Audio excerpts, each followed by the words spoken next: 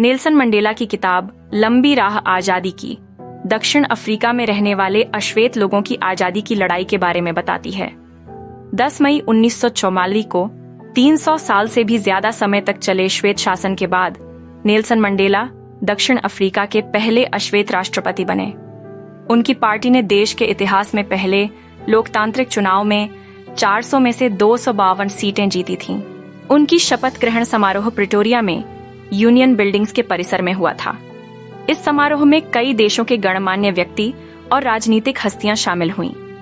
अपने भाषण में मंडेला ने सभी गणमान्य व्यक्तियों को सम्मान दिया और अपने देशवासियों को आश्वासन दिया कि उनका देश अब कभी भी एक वर्ग द्वारा दूसरे पर इस तरह के अत्याचार का सामना नहीं करेगा।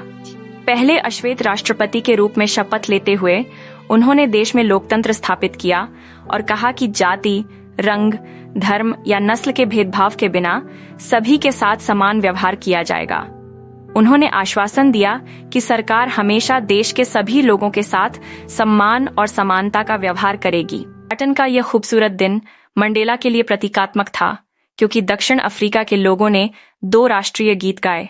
गोरे लोगों ने नकोसी सिकेलेल अफ्रीका गाया और अश्वेत लोगों ने डाई स्टेम गणतंत्र का पुराना गीत गाया।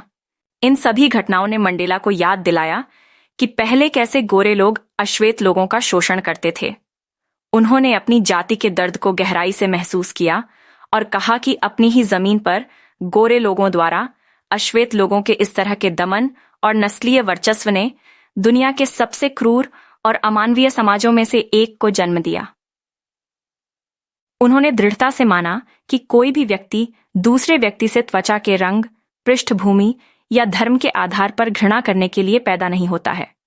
हालांकि लोगों को घृणा करना सीखना पड़ता है, क्योंकि अगर वे घृणा करना सीख सकते हैं तो उन्हें प्यार करना भी सिखाया जा सकता है, क्योंकि प्यार इंसानों के लिए नफरत से ज्यादा स्वाभाविक रूप से आता है। उन्होंने यह भी बताया कि कैसे एक व्यक्ति बहादुर बनता है, इसलिए नहीं कि उसे डर नहीं लगता, बल्कि इसलिए कि वह अपने डर पर विजय पाना जानता है। इसके अलावा मंडेला ने कहा कि जीवन में हर व्यक्ति के 2 प्रमुख दायित्व होते हैं।